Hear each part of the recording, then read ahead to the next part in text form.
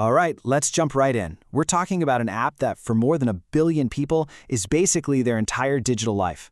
But here's the thing. It's a story with two very different sides. On one hand, you've got this incredible convenience, and on the other, you have massive state surveillance. This is the story of WeChat. So right from the get-go, you have to understand this central tension. It's a messenger, it's your wallet, it's your social media, and yeah, it's also a powerful tool for government control.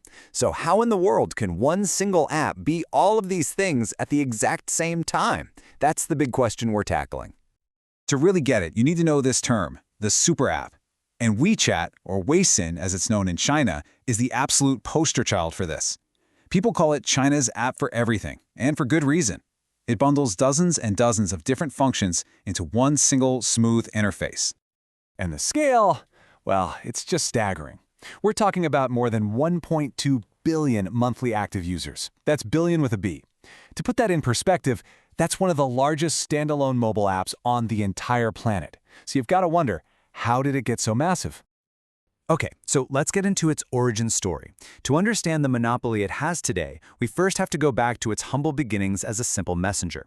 It's kind of a classic tech story, right product, right time, but with a few really crucial twists. So the key here is just how fast it evolved. It launched in 2011 as Weixin. By 2012, it was rebranded as WeChat for everybody outside of China. Now remember that detail, because it's going to be super important later. But the real game changer, that was in 2014. They launched a virtual red envelope feature for Chinese New Year. This was genius. It took a cultural tradition and plugged it right into the app. Millions of people linked their bank accounts, and its payment service just exploded. And what's so interesting is how all these different features created this inescapable ecosystem. It started with simple, clever things like hold-to-talk voice messaging. Then came WeChat Pay, turning the app into a digital wallet. Then official accounts let you follow and interact with businesses. And then the masterstroke, mini programs. These are basically apps that live inside WeChat. You want to hail a ride, order dinner, book a doctor's appointment, you never have to leave the main app. But all of that convenience comes with a major catch. You see, the app grew by building this seamless digital world, but behind the scenes, that world is actually fractured. And that brings us to the absolute core of this whole explainer, the division within the app itself. It seems like a simple enough question, right? But the answer is a hard no. And believe me, that difference changes everything. And this right here illustrates that divide perfectly. It all comes down to your phone number. If you register with a Chinese number, you're using Weixin. Your data is stored in mainland China, and it's all subject to Chinese law. But if you register with a non-Chinese number, you're on WeChat. Your data is stored somewhere like Singapore or the Netherlands, and you fall under completely different, much stricter privacy protections. This one app, two systems model, well, that's where pretty much all the controversy comes from. So what does this split actually mean in the real world? Well, for anyone on the Weixin system, that convenience comes at a very clear and a very high price. I mean, just look at this quote. It's pulled directly from Weixin's terms of service. The language is so incredibly broad. It gives the platform, and by extension the government, huge power to police what people say.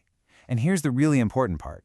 Any chat between a Weixin user and a WeChat user automatically falls under Weixin's much stricter rules. So how does this actually work? Well, first, pretty much all user activity on Weixin is tracked and analyzed. Second, if you use certain politically sensitive keywords, your messages are automatically filtered out. They just vanish, and sometimes you don't even know your message wasn't delivered. And third, and this is crucial, user data is shared with Chinese authorities whenever they ask for it.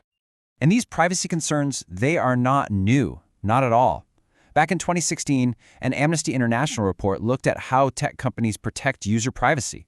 Tencent, WeChat's parent company, got a score of 0 out of 100, dead last. A huge reason was its lack of end-to-end encryption, which is pretty much the standard for other big messaging apps.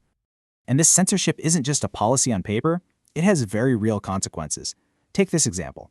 In 2021, dozens of Weixin accounts run by university LGBTQ groups, these were vital safe spaces for tons of students, were just suddenly deleted. Poof, gone, without warning. Their account names were changed to unnamed, and all their content was just erased. Now, as you can probably guess, this level of state-integrated control doesn't just stay a domestic issue. It inevitably spilled out onto the world stage, and that created a global battlefield of bans and intense backlash. And you can see that global reaction right here. India banned the app completely back in 2020. The US tried to do the same thing, though it was later revoked. And then you have countries like Canada and Australia that have banned it on all government devices. And the reason you see cited again and again and again, national security. And it's not just about surveillance. The app has faced other kinds of international heat too. In 2022, the US government actually added WeChat's e-commerce platform to its official list of notorious markets, basically because of the huge amount of counterfeit and pirated stuff being sold on it. Which brings us all the way back to that central dilemma we started with. WeChat pioneered this super app model that a lot of tech companies in the West are now desperately trying to copy. But its success is completely tied to the environment where it was built, an environment where data privacy and free expression often come second to state control. And that forces all of us to ask a really big question. What's the real price of all that convenience?